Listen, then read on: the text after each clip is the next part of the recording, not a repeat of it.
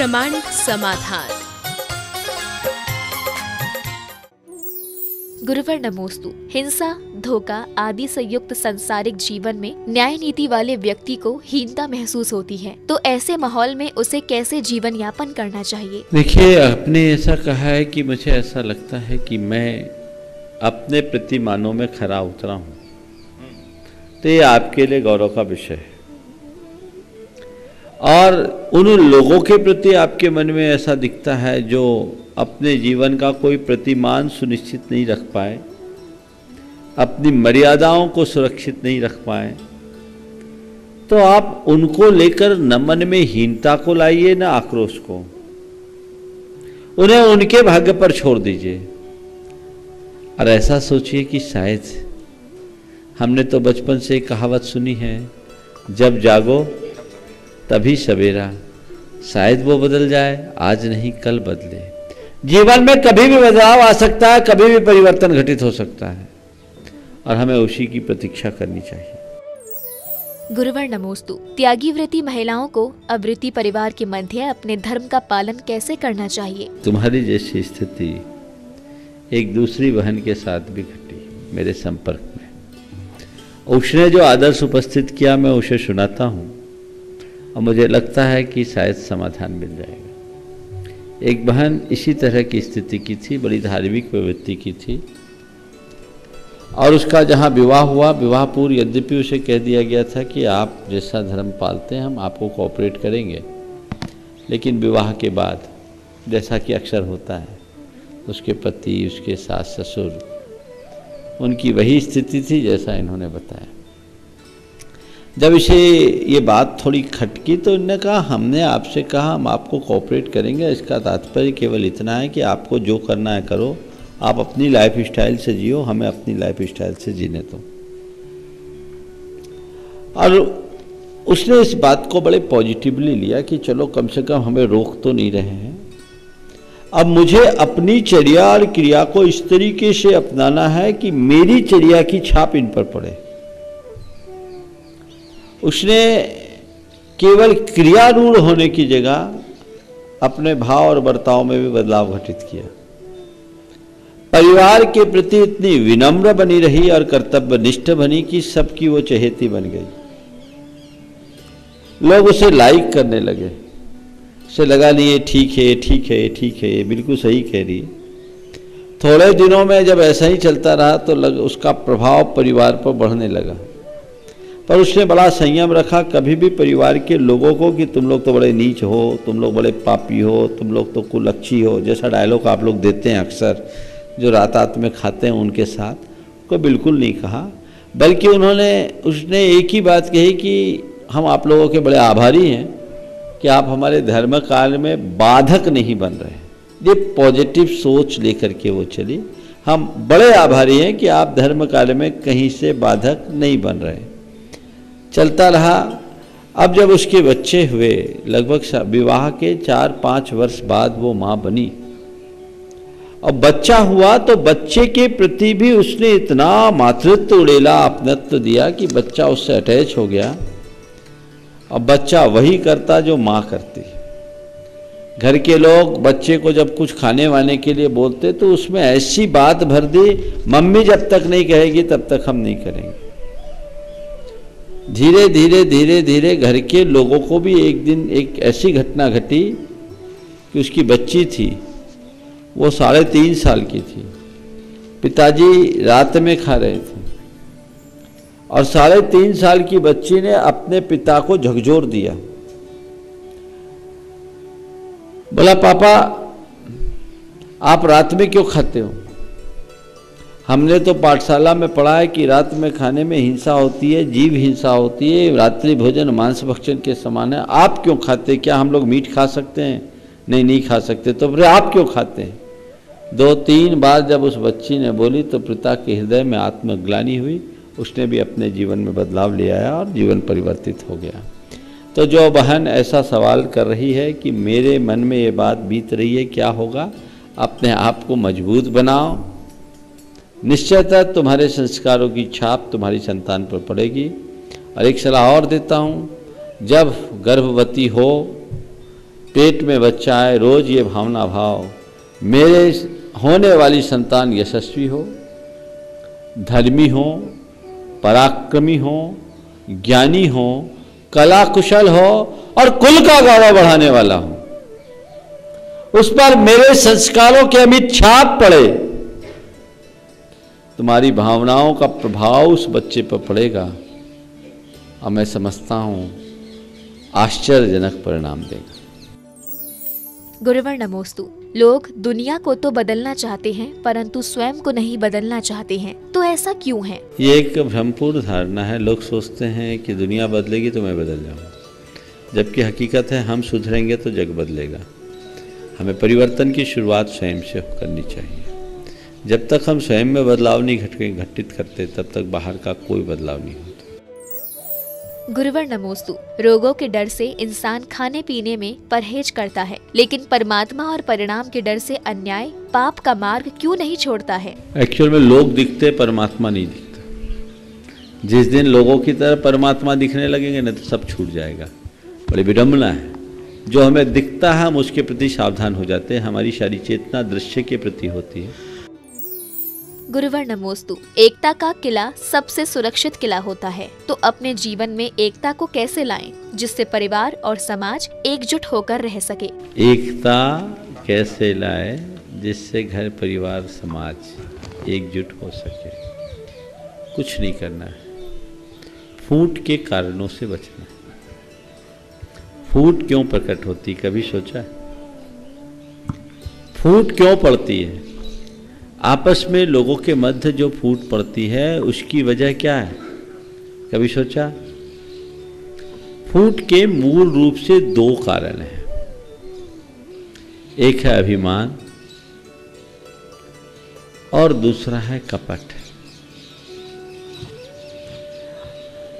अभिमान की आरी और कपट की कुल्हाड़ी जीवन के वृक्ष को काट डालती है। अगर एकता रखना चाहते हो सब में तो अपने अभिमान को तिलांजलि दो और कपट का परित्याग करो। अपने संबंधों में हम कहीं किसी के बीच अपने अभिमान को आड़े नहीं आने देंगे। पहला प्रयास। लोग आपस में लड़ते झगड़ते हैं किस लिए? केवल अपने ईगोज को पुष्ट करने के लिए, अहम पुष्टि के लिए। वो अहम पुष्टि हमारा पतन कराती है। और दूसरी तरफ जो छल कपट प्रपंच हम लोग लेकर के चलते हैं वो भी हमारा पतन करा देती है।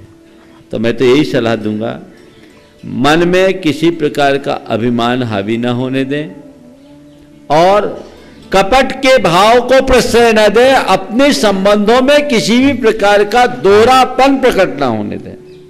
निश्चल वृत्ति अपनाएं, सारी स्थितियां अनुकूल हो जाएंगी। गुरुवर नमोस्तु। पेड़ पर बैठा पंछी इसलिए नहीं डरता है क्योंकि वह डाली से ज्यादा अपने पंखों पर भरोसा रखता है, तो हम उस पंछी की तरह भरोसा और आत्मविश्वास को कैसे रखें? पेड़ की डाली पर बैठा हुआ पक्षी इसलिए नहीं घबराता कि डाल हिल रही है, क्योंकि उसे डाली से ज्यादा अपने पंखों पर भरोसा होता है। काश हम इसे समझ सके। मनुष्य की शुरू से जो प्रवृत्ति है वो परावलंबी प्रवृत्ति है। परमुखापेक्षी वो बन जाता है। जो व्यक्ति परमुखापेक्षी होता है वो बात बात में दूसरों की बात जोड़ता है, उन पर डिपेंड रहता है और उन पर डिपेंडेंसी रखने के कारण हर अच्छे या बुरे कार्य को सामने वाले के साथ जोड़ देता है। इसे छोड़ना चाहिए। अपनी क्षमताओं की पहचान हमें खुद करना चाहिए। हमें उसका आकलन करके देखना चाहिए कि मैं जो कुछ हूँ वो सही हूँ या नहीं, मेरे अंदर कितनी क्षमता है। यदि व्यक्ति धीरे धीरे अपने अंतर विश्लेषण करना शुरू करे, अपनी क्षमताओं को जानना शुरू करे और धीरे धीरे उसे बढ़ाने की कोशिश करे, प्रयास करे, तो वह अपनी क्षमताओं को जान सकता है और कर सकता है। आत्मविश्वास कैसे बढ़ाए इसका उदाहरण मैं देता हूँ। हर बच्चा जब बचपन में चलना शुरू करता है तो जब शुरुआत होती है तो पहले तो रिपट के चलता है, फिर घुटने के बल चलता है, फिर थोड़ा थोड़ा खड़ा होना सीखता है, फिर गिरता है, फिर चलता है, फिर गिरता है, फिर चलता है, फिर चलना कुछ पकड़ करके चलता है। फिर धीरे धीरे धीरे धीरे वो खाली होकर के चलना शुरू करता है। अगर बच्चा निरंतर ये चलने के क्रम को जारी न रखे तो चलना नहीं सीख सकता।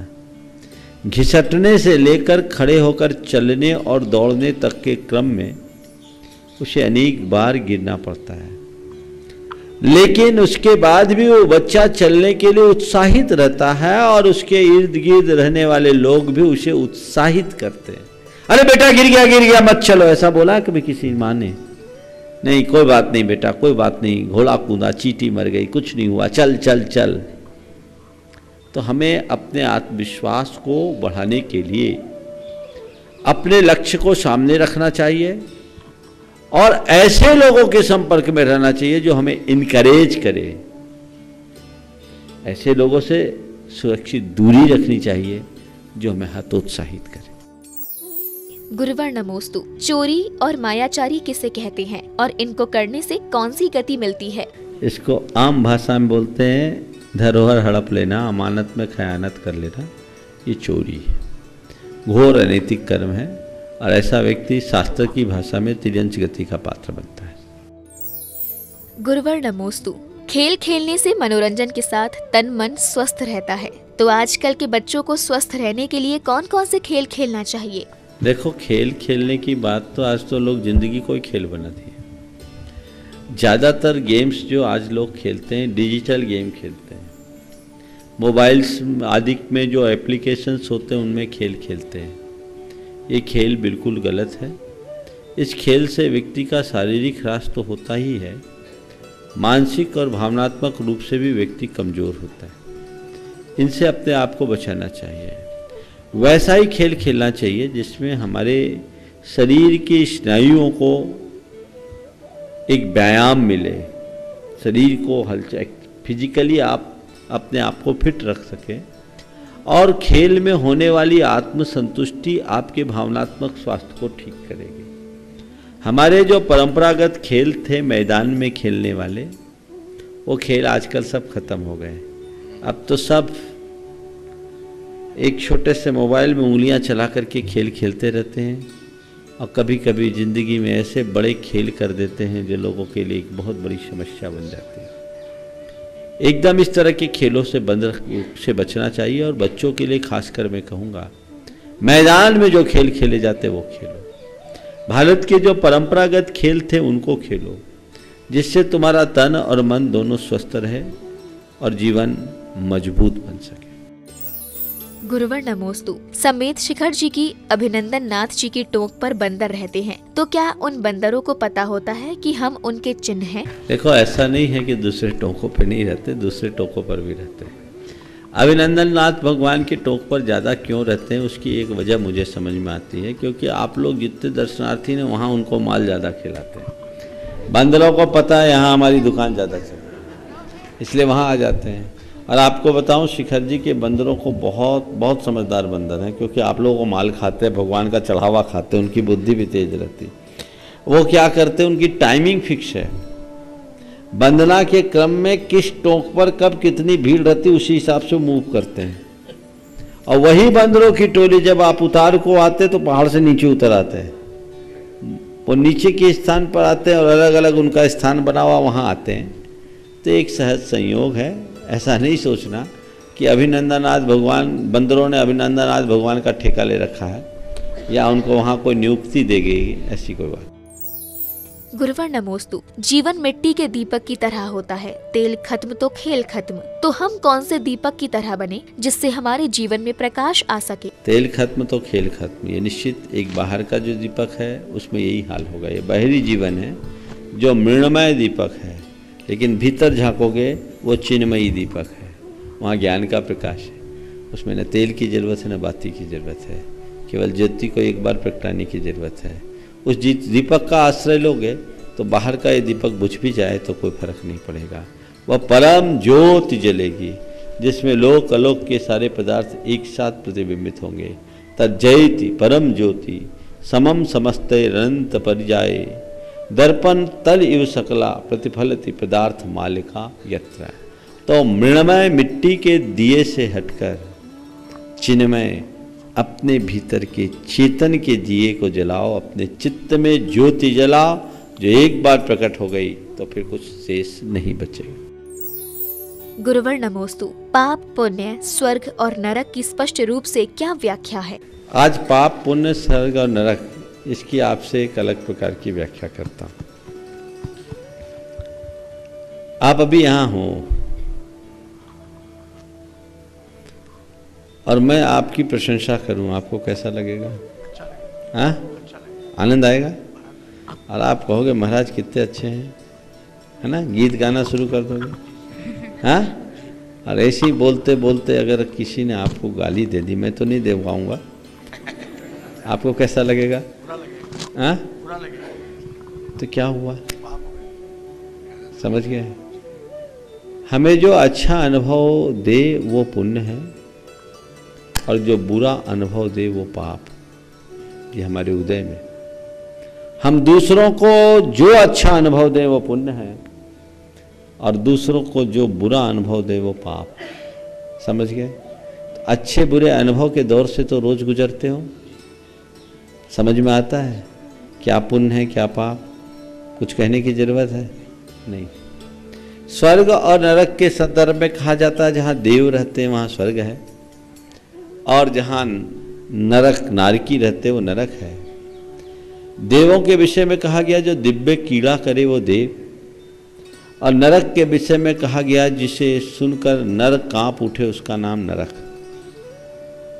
जो नरों को कपा दे उसका नाम नरक। तो ये स्वर्ग और एक नरक है।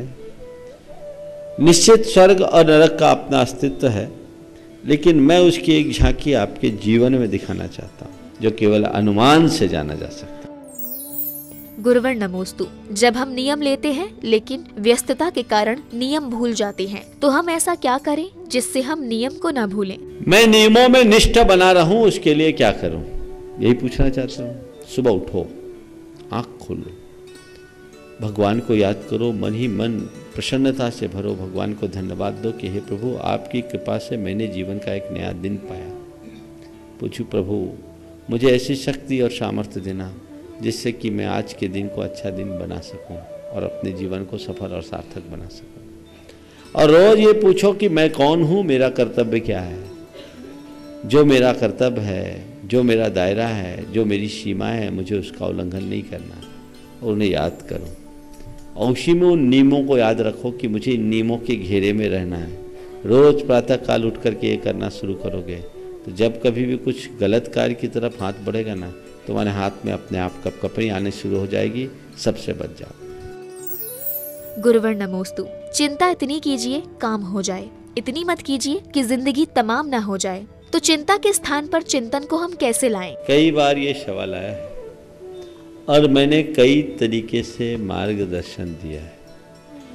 आज फिर से इसी बात को मैं दूसरे तरीके से आप सबके बीच रखूं। सबसे पहली बात सोचिए, चिंता आखिर है क्या, या चिंता आखिर होती क्या है? किसी एक बात पर अटक जाने से चिंता उत्पन्न होती है। कोई घटना हो, कोई प्रसंग हो, उसी में अटक गए, चिंता हुई, पकड़ बैठ गए, अब क्या होगा, अब क्या होगा, अब क्या होगा, अब क्या होगा, चित्त में बार बार उसका उभार। तो एक बात पर अटक करके बैठ जाने का नाम चिंता है, और उसे क्रॉस करके आगे बढ़ जाने का नाम चिंतन है। तो चिंता से चिंतन की ओर जाना चाहते हो तो घटनाओं को पकड़ो मत, आगे बढ़ जाओ। प्रसंगों से जकड़ो मत, छोड़कर आगे बढ़ जाओ, जीवन सफल जाए।